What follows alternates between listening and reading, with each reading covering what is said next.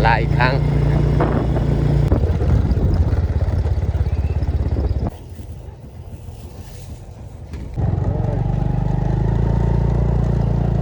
มือกินข้าวเลยเอามาทุกคนมากินข้าวกราบทักทายสบายดี FC เบิร์ดสุขูสุคนยินดีต้อนรับเข้าสู่ซองบ่าวยูวันนี้คอยก็ได้ลงไปเฮ็ดเวียกต่ออีกได้มาพักอยู่บ้านนี่ก็2 มื้อแล้วนะวันหน้านี่เพิ่นโทรมาบอกอีกให้ลงมาเฮ็ดเวียกจำเป็นต้องได้ลงอีกเขาลงก็4 คนคือเก่านี่แหละนี่แต่ว่าผู้หนึงนี่บ่ลงคนที่คอยขี่นำมือนั้นนี่เราบ่ลงคาเวียกอยู่นี่ทางไฮโอเคแต่ทุกคนสามารถติดตามการเดินทางของเราในวันนี้เขาเริ่มออกเดินทางแล้วเขาลงวันนี้นี่เขาลงแต่เช้าเลยตอนนี้ก็เวลา7 โมงบ่าย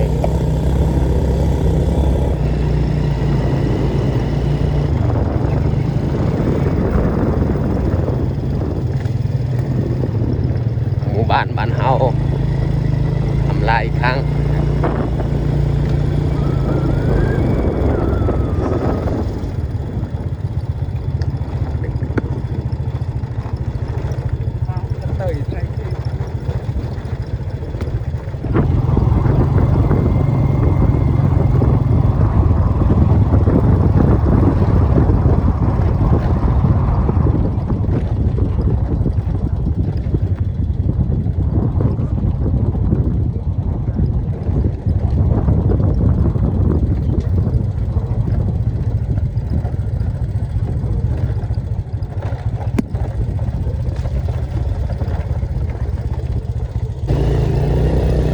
หมู่บ้านห้วยไร่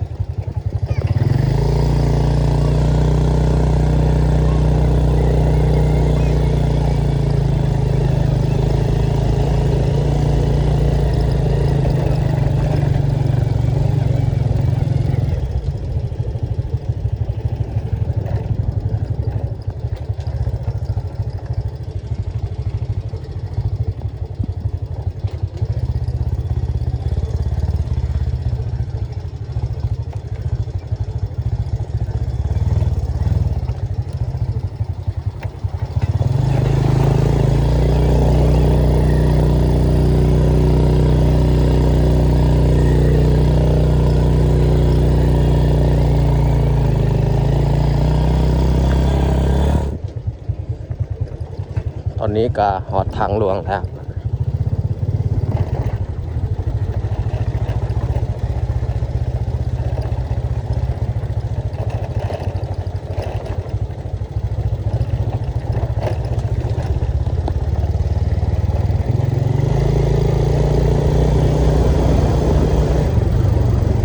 ครัวนำเซ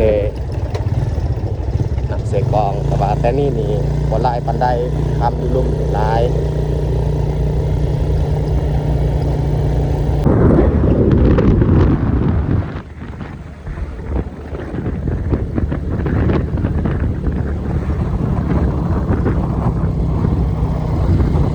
ใกล้ฮอดหมู่บ้านตะลึงแล้วเอาแวะเติมน้ำมันนี่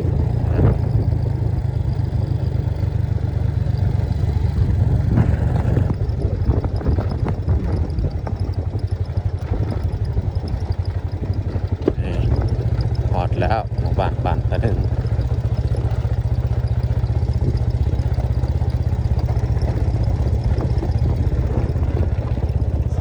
ฝากตรงนี้แมนโรงเรียนที่เราเคยมาเรียน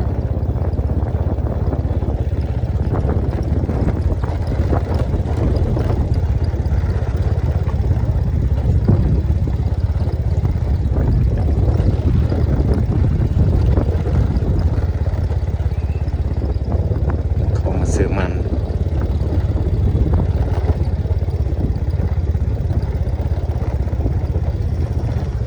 ฮันเวียดแมนอยู่ลุมนั้น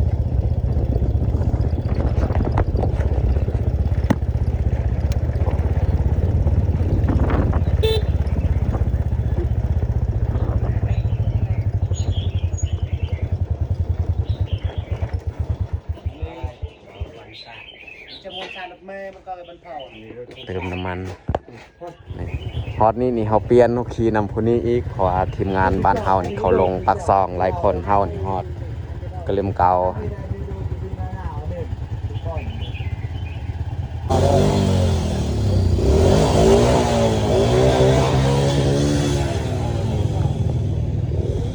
เราจะดูประเด็นบ้านนี้เจียว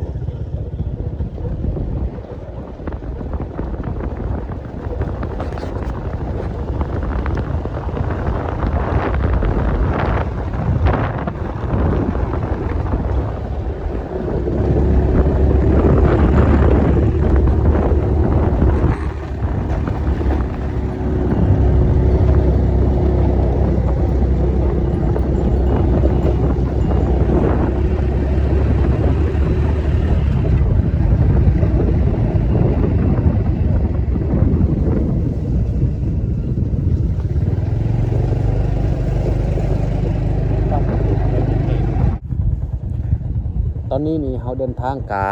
ฮอตแยกเมืองก็ลืมแล้วนี่แต่เขาสิเข้าไปเลยนี่แหละทางเข้าเมืองก็ลืมแต่เขาสิเข้าไปเลยเข้าไปเติมน้ำมันก็สอบเมืองรถ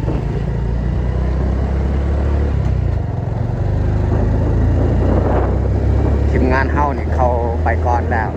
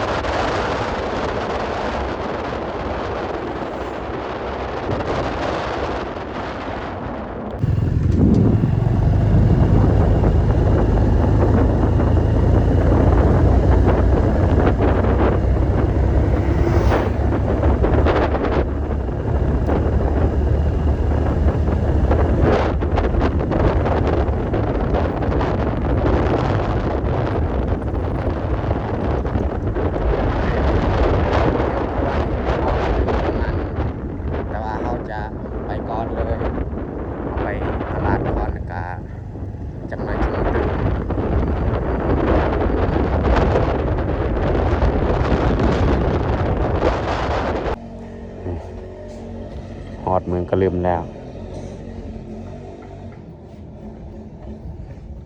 เฮาสิเข่งโซรถแล้วจึงคอยออกเดินทางต่ออีก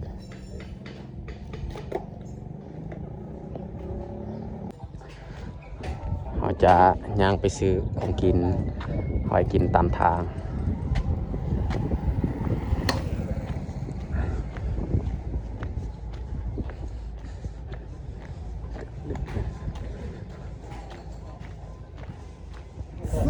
4个点币，5个点币。อ้วนนี่ไม่เท่าไหร่1啊，马上去点币啊，4个点币，5个点币。还有那个人民1号的那个，马上去，那跑照。那个3号是拉不到。ไข่หนึ่ง还有那个收据。啊，算命。เอาอ้วนอีก2 ไม้แล้วก็เอาไข่อีก10,000ไข่หนึ่ง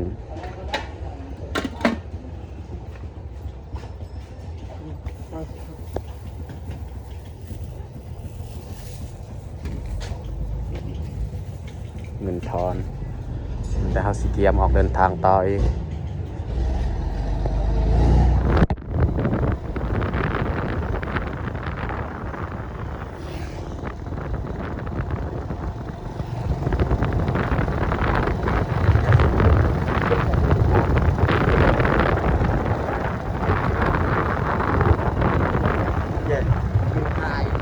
ไกลเขาจะแวะไปเติมน้ำมันอีกว่าเหมือนกัน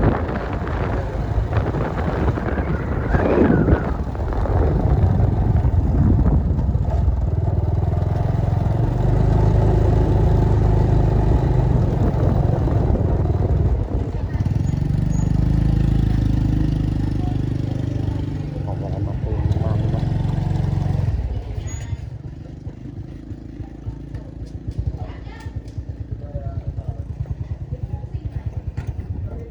บ้านเลยให้เบาปอกนี่ไปซื้อเครื่องดื่มก่อนเขาออกเดินทางผู้อื่นนี่ไปก่อนแล้วบางทีตามทางนี่อาจจะบริทายเพราะว่ามันยากอีกอย่างเขากะแลนไวทางมันตะขี้ไงนั่นแหละอันที่จริงเขากะยังบ่ทันอยากลงแต่บ้านเพราะว่ารถกับบ่มีนี่มีแต่ขอติดนำเขาแหละ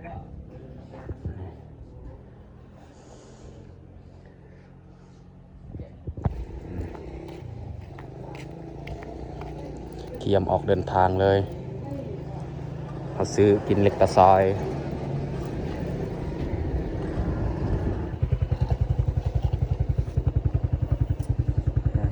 เอาเริ่มออกเดินทางเลย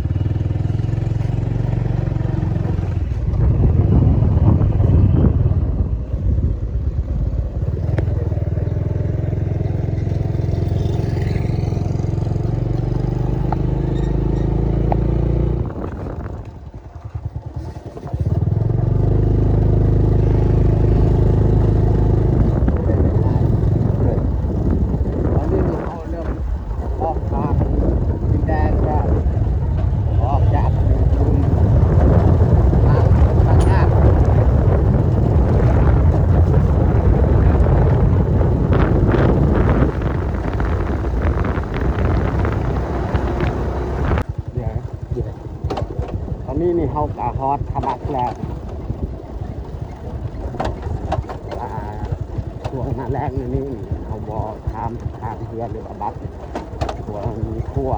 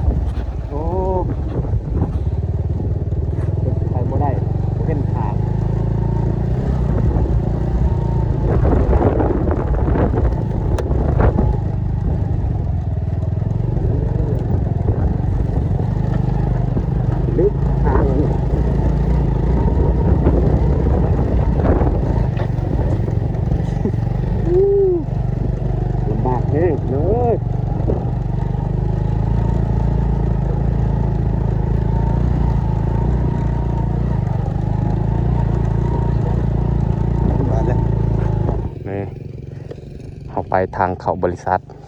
เพิ่นนี่ลงปากซองเฮาสีขี่รถตอนนั้นอีกเอาเดินทางให้ปลอดภัยเด้อไปไกลปากซองนี่ไกลเติบนี่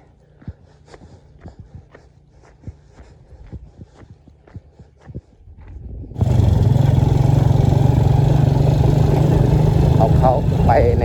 บริษัทอีก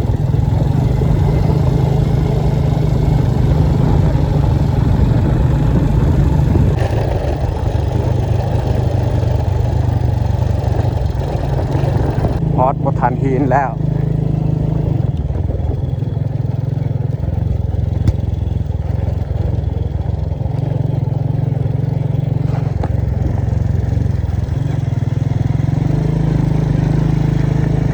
ก็เวลา 11 โมง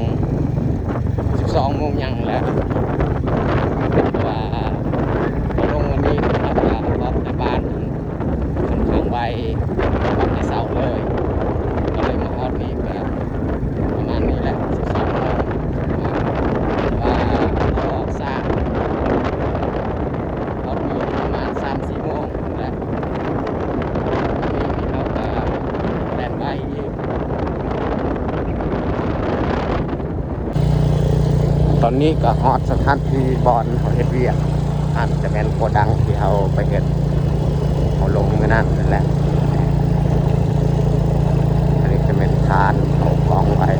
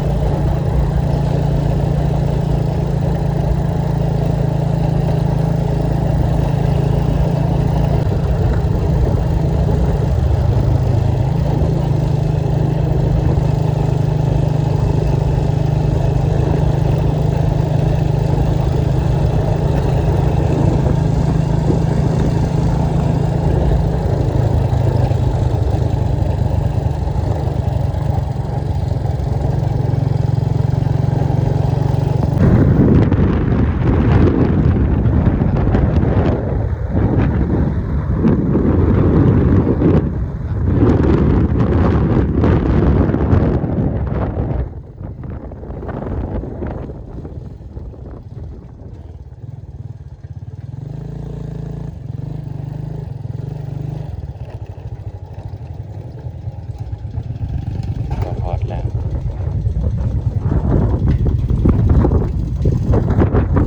นี่ของกิน อันนี้มันของกินที่เขาเจ้าถือมาแต่บ้านแจวอันนี้มันไข่กับอัวที่คอยซื้อมาแต่เมืองตะลึมแต่เขาจะพากันไปกินข้าวส่วนคนงานคนอื่นนี่เขาเฮ็ดเวียกเขายังบ่ทันมาแต่เขาจะไปกินข้าวเที่ยงเลย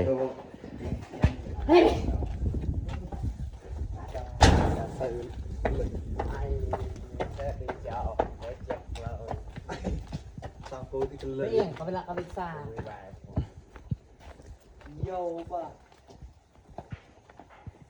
กินข้าวอยู่นี่แหละเต็มแต่กี่ฝุ่นแต่เขาจะไปล้างมือแล้วก็กินข้าวเลย เปิดแล้ว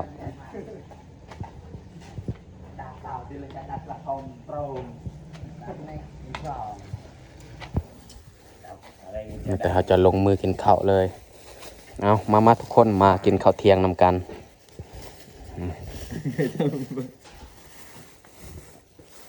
วันน้ำวัดมาเขามีโจกเอาวัดที่เดิน ของกินที่เขาซื้อมาแต่ตลาดตัวนี้อันนี้มันไก่เอามาแต่บ้าน ปลาจะมีแจว แจวเอาไปหมด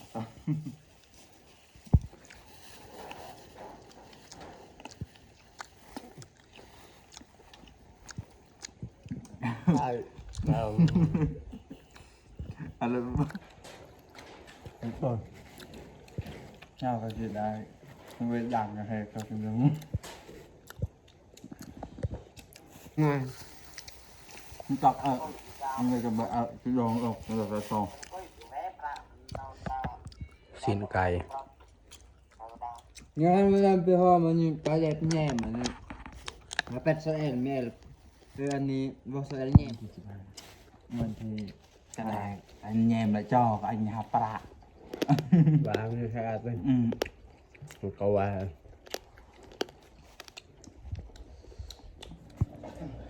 หลังจากกินข้าวแล้วนี่เรากินอ้อยอีกอ้อยที่เขาเจาะถือมาแต่บ้าน ก็เติมที่ใส่ตัวเย็นเลยแล้วมีกำก็ได้ว่าเดี๋ยวอะไรบ้างนั่นน่ะคือก็เราตามเราเป็นอีโง่ไอ้ตามีเรื่องคงเป็นไม่ได้ว่าโน่นกันเลย วันนี้นี่เราบ่ได้เฮ็ดเวียกนี่แต่หลังจากกินข้าวแล้วนี่เราพากันไปอาบน้ำแล้วก็ นอนพักผ่อนก่อนมื้ออนจึงคอยลงเวียก และสำหรับคลิปนี้ก็น่าจะจบลงอยู่นี่เลย ต้องขบอกขอบใจท่านที่เข้ามาเบิ่งมาชมแต่ต้นจนจบที่คอยให้กำลังใจบายบายถ้าว่ามีโอกาสนี่ก็ได้เจอกันอีกในคลิปต่อไปถ้าว่ามีเวลาได้ถ่ายคลิปใหม่ๆอีก